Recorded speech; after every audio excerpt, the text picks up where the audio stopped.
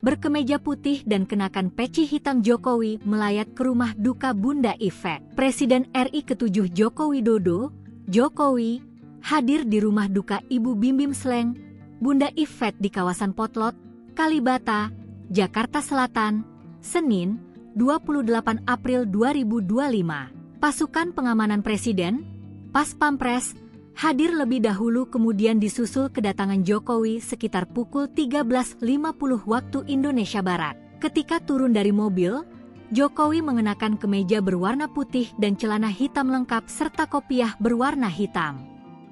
Jokowi kemudian langsung disambut oleh keluarga Bim Bim Sleng di halaman rumah duka. Bim Bim Sleng bersama sang istri Reni Setiawati, kemudian kakaknya, Adri, dan sang adik, Dianto menyambut hangat kedatangan Jokowi. Tidak hanya itu, Wakil Menteri Kebudayaan RI, Wamenbud, Giring Ganesha ikut menyambut kehadiran Jokowi bersama keluarga Bim Bim Sleng.